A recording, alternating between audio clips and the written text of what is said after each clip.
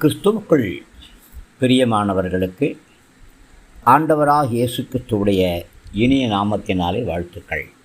எப்படி இருக்கிறீங்க? நல்லா இருக்கிறீங்களா?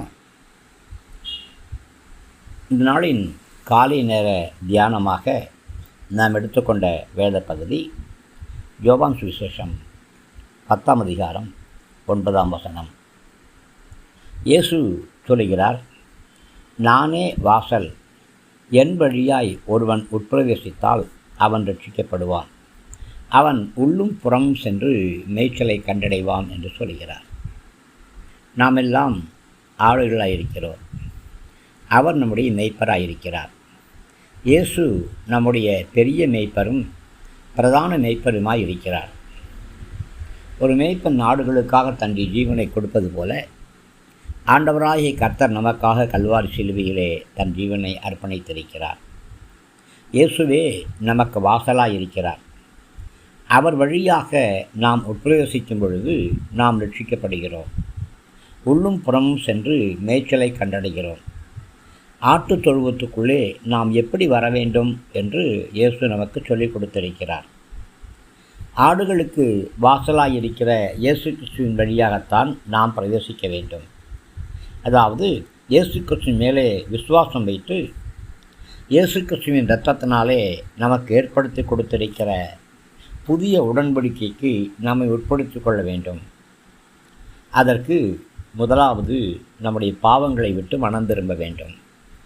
இரண்டாவது, இயேசு கிறிஸ்துவின் மேலே, அவருடைய கல்வாரி தியாக பலியின் மேலே, அவருடைய இரத்தத்தினால் வரக்கூடிய பாவ மன்னிப்பின் மேலே, அவருடைய உயிர்த்தெழுதலின் மேலே, மீண்டும் அவர் வரப்போகிற அந்த 2ஆம் வருகையின் மேலே நாம் விசுவாசம் நம்பிக்கையுள்ளவர்களாக இருக்க வேண்டும்.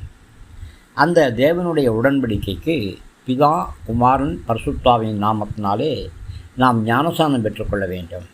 அவருடைய பந்தியிலே நாம் ஐக்கியப்பட வேண்டும். இயேசு கிறிஸ்து மூலியமாகத்தான் நாம் தேவனோடு ஐக்கியம் கொண்டிருக்க முடியும். வேறு எந்த வழியாகவும் நாம் தேவனோடு ஐக்கியம் கொள்ள முடியாது.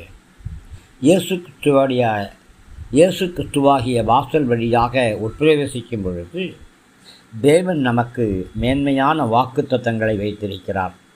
இயேசுவை சொந்த இரட்சகராக ஏற்றுக்கொள்ளாமல், உங்களுடைய குல தெய்வமாக ஏற்றுக்கொள்ளாமல், அவருடைய வாக்குத்தத்தங்களை நீங்கள் 1000 தடவை சொன்னாலும் 1000 தடவை அதை சொன்னாலும் அதனாலே உங்களுக்கு எந்த பிரயோஜனம் கிடையாது. முதலாவது இயேசு கிறிஸ்துவை சொந்த இரட்சகராக ஏற்றுக்கொண்டு நீங்கள் ரட்சிக்கப்பட்டிருக்க வேண்டும். உங்களுடைய நாவினாலே இயேசு எனக்காக சிலுவையிலே மரித்தார், 3ஆவது நாளிலே உயிரோடு எழுந்தார் என்று சொல்லி உங்கள் இதயத்திலே விசுவாசித்து உங்களுடைய நாவிலே நீங்கள் அறிக்கை செய்ய வேண்டும். அப்பொழுது நீங்கள் ரட்சிக்கப்படுவீர்கள். பிரியமானவர்களே, அப்படி ரட்சிக்கப்பட்ட பிள்ளைகளாகிய நமக்கு மாத்திரம்தான் நாம் தேவனுடைய மேன்மையான வாக்குத்தத்தங்களை பெற்று அனுபவிக்க முடியும். பிரியமானவர்களே, இயேசு கிறிஸ்துவின் வீடு ரட்சிக்கப்பட்ட தேவனுடைய பிள்ளைகளுடைய வீடு. அங்கே ரட்சிக்கப்பட்ட பிள்ளைகள் எப்பொழுதும் சந்தோஷமாக இருப்பார்கள்.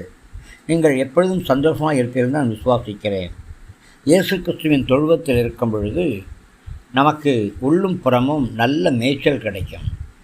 அதாவது ஆவிக்குரிய ஆகாரங்கள் கிடைக்கும், உலக பிரகாரமான ஆசீர்வாதங்களும் சேர்ந்து நமக்கு கிடைக்கும். இயேசு கிறிஸ்துவை வாசலாக யாரெல்லாம் பெற்றிருக்கிறார்களோ அவர்களுக்கு மாத்திரம்தான் இப்படிப்பட்ட மேன்மையான சாக்கியங்கள் கிடைக்கும். பிரியமானவர்களே, இயேசு கிறிஸ்துவை உண்மையாய் விசுவாசிக்கிறவர்கள் இயேசு கிறிஸ்துடைய அவருடைய வாசஸ்தலத்திலே இருக்கிறார்கள். அவர்கள் புறம்பே போகும் பொழுது அவர்களுக்கு வாசஸ்தலத்தின் கதவு மறுபடியும் திறக்கப்படும். அந்நியரைப் போல அவர்கள் மறுபடியும் உள்ளே வர முடியாமல் தவித்து கொண்டிருக்க மாட்டார்கள்.